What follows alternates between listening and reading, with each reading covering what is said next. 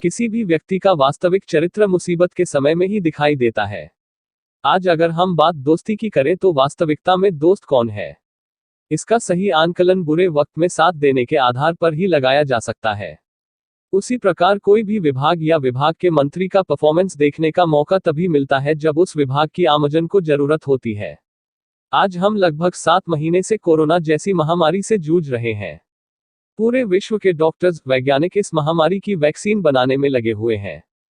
हमारे प्रदेश का चिकित्सा एवं स्वास्थ्य विभाग जिस प्रकार से काम कर रहा है, उसी कार्यशैली की वजह से हम आज भी काफी सुरक्षित हैं। हमारे प्रदेश ने पहली बार मरीजों को ठीक करके पूरे विश्व को एक सही दिशा दी। आज उसी की वजह से मरीज पॉजिटिव से नेगेटिव हो रहे हैं। आज जो ये आदेश चिकित्सा एवं स्वास्थ्य विभाग ने निकाला है, ये आदेश इस बात का एक बेस्ट उदाहरण है कि विभाग आमजन की व्यवहारिक समस्याओं को समझ रहा है तथा उसी अनुसार निर्णय ले रहा है। विभाग ने वर्तमान में प्राइवेट हॉस्पिटल्स के मैनेजमेंट पर अपना पूरा नियंत्रण कर रखा है। ठीक है, हो सकता है कुछ अपवाद हो भी कि प्राइवेट हॉस्पिटल ने मरीजों से लूटपाट की होगी, लेकिन मेरा ये दावा है कि यदि उसका विरोध किया होता और चिकित्सा मंत्री जी तक ये बात गई होती तो ये चीटिंग नहीं हुई होती। समस्या हर घर में आती है, नुकसान भी करके जाती है। उस समय हमारे विवेक के अनुसार हम जो बेस्ट से बेस्ट कर सकते हैं वो करते ही हैं, फिर भी समस्या अपना पूरा समय लेकर जाती है, नुकसान भी करके जाती है। उस समय किसने किस प्रकार मदद की ये हम याद रखते हैं। इसी प्रकार ये एक समस्या आई है, इसका निस्तारण हो तब तक इसको फेस करना हम सबके लिए जरूरी है। एक प्रज्ञावान व्यक्ति जो बेस्ट निर्णय ले सकता है, वो निर्णय डॉक्टर रघु शर्मा जी ले रहे हैं। आप देखो दोस्तों, ये कितनी बड़ी बात है जो हमारे मंत्री जी ने महसूस की और एक बोल्ड डिसीजन लिया जनता के हित में। कल तक कोरोना का भय डालकर प्राइवेट हॉस्पिटल के डॉक्टर्स ने लूट मचा रखी थी। मरीज के रिश्तेदार को पता ही नहीं होता था कि अंदर हो क्या रहा है, बस पैसे जमा करा दो का निर्देश आता था। आज मंत्री जी ने यह आदेश दे दिया कि आप उनसे मिल सकोगे, हॉस्पिटल मैनेजमेंट मिलवाएगा, सारी सुविधाएं रखेगा। अब भी कोई लुटता है तो वो उसकी गलती से लूटेगा। आहूजा न्यूज चैनल इस आदेश की प्रशंसा करता है तथा डॉक्टर रघु शर्मा जी को शुभकामनाएं देता है कि वो इसी प्रकार इस समस्या के खिलाफ डटकर खड़े रहें। जनता भी आपके साथ है। वहीं राज्य के चिकित्सा मंत्री डॉक्टर रघु शर्मा के सुपुत्र सागर शर्मा अपने पिता की भांति ही अजमेर जिले सहित केकरी विधानसभा क्षेत्र में अपनी मौजूदगी दर्ज करवाकर यहां निवास कर रहे गरीब तबके के लोगों के दुख दर्द दूर करने में लगे हुए क्षेत्रीय में लगातार सक्रिय रहकर सागर शर्मा कोरोना महामारी के दौर में भी अपने पिता की कमी केकरी विधानसभा को कभी होने नहीं दी तथा गरीब तबकों की समस्याओं का निराकरण करने में लगे हुए।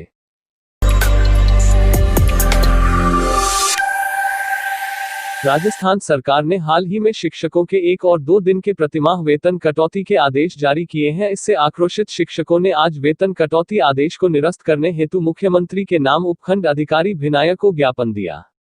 राजस्थान शिक्षक संघ राधाकृष्णन और राधाकृष्णन शिक्षिका सेना के संयुक्त तत्वाधान में आज प्रदेश महामंत्री अमिताभ सनाध्य के नेतृत्व में उप शाखा भिनायक के शिक्षकों ने वेतन कटौती आदेश को निरस्त करने के लिए मुख्यमंत्री के नाम एक ज्ञापन दिया। उपशाखा अध्यक्ष लोकेश वर्मा ने बताया कि हाल ही में राज्य सरकार द्वारा एक आदेश जारी किया गया है जिसमें राज्य सरकार द्वारा आगामी प्रतिमाह 1 और 2 दिन के वेतन शिक्षकों के काटे जाएंगे। इससे शिक्षकों में मायूसी है और शिक्षक आक्रोशित भी है। वर्मा ने बताया कि पूर्व में भी 15 दिवस मार्च का वेतन अभी तक शिक्षकों को नहीं मिला है। इसके अलावा जनवरी 2020 से जुलाई 2021 तक का डीए फ्रीज किया हुआ है। ऐसे में राज्य सरकार द्वारा प्रतिमाह वेतन कटौती का आदेश शिक्षकों को आर्थिक नुकसान पहुंचाने के समान है। प्रवक्ता राजेश मीणा ने बताया कि समस्त आक्रोशित शिक्षकों ने ज्ञापन के माध्यम से मुख्यमंत्री तक अपनी बात पहुंचाई है, जिसमें कहा गया है कि वेतन कटौती के आदेश को तुरंत निरस्त किया जाए और यदि राज्य में वास्तव में ही आर्थिक संकट है तो सर्वप्रथम आर्थिक आपातकाल घोषित किया जाए। उसके बाद सभी के साथ में न्याय करते हुए समान रूप से राज्य सरकार धन संग्रह करे और मितव्ययता के साथ में अपने खर्च वहन करे। ज्ञापन देते समय जिला उपाध्यक्ष धर्मेंद्र सिंह राठौर, ओम प्रकाश ओझा, राधेश्याम जानगिर, जितेंद्र नोगिया, हरीश बेरवा, राजेश मीणा, धर्मराज चौधरी, जितेंद्र जैन, कैलाश शंकर लाल, अजहरुद्दीन, आलोक, देवेंद्र, रामदयाल, श्याम, अनिल, प्रवीण, बलबीर सहित शिक्षक उपस्थित रहे। राजस्थान शिक्षक संघ राधाकृष्णन शिक्षिका सेना बिना उपशाखा के नेतृत्व में आज हमने बिना उपखंड अधिकारी महोदय को शिक्षकों के लिए या सभी कर्मचारियों के लिए जो राज्य सरकार द्वारा जो आदेश जारी किया गया वेतन कटौती का, उसका पुरजोर विरोध करते हुए माननीय उपखंड अधिकारी महोदय को हमने ज्ञापन दिया। उसमें ये कहा कि एक तरफा जो कटौती है उससे निरस्त किया जाए, कर्मचारियों पर इतना दबाव न डाला जाए। तो पहले से ही कर्मचारी आर्थिक संकट का सामना कर रहे हैं, इसको ध्यान में रखते हुए, आर्थिक समस्याओं को ध्यान में रखते हुए उनको वेतन कटौती का आदेश तुरंत निरस्त करवा करके सभी कर्मचारियों को लाभ दिलाया जाए। लोकेश कुमार वर्मा, विनायक उपसा का अध्यक्ष, राधा कृष्णन शिक्षक संघ।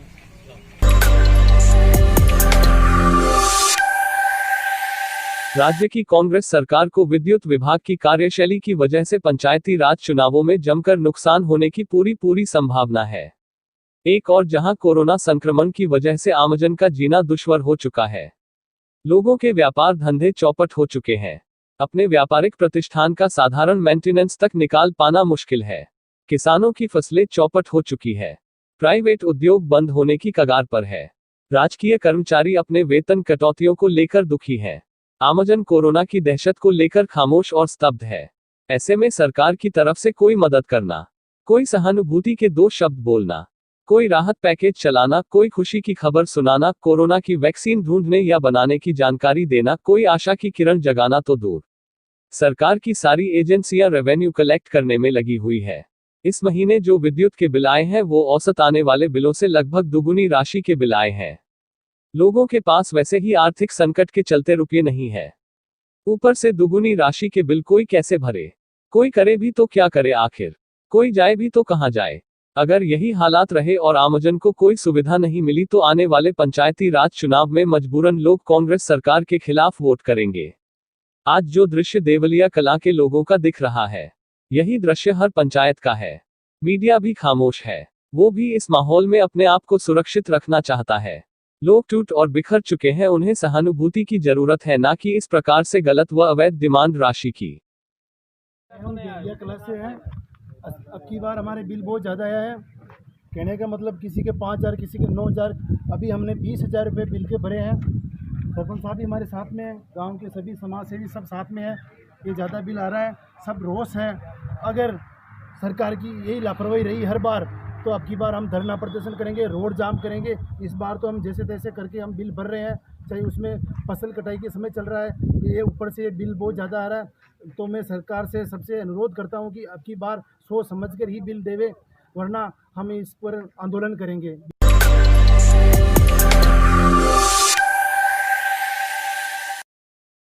राजकीय महाविद्यालय सहित विभिन्न केंद्रों पर आयोजित की जा रही महर्षि दयानंद सरस्वती विश्वविद्यालय के तृतीय वर्ष परीक्षाओं के मद्देनजर शुक्रवार को एनएसयूआई के प्रदेश अध्यक्ष अभिषेक चौधरी के निर्देशानुसार एनएसयूआई कार्यकर्ताओं ने प्रदेश सचिव प्रणव माथुर के नेतृत्व में परीक्षार्थियों को मास्क वितरित किए गए तथा सैनिटाइज उपलब्ध करवाया गया।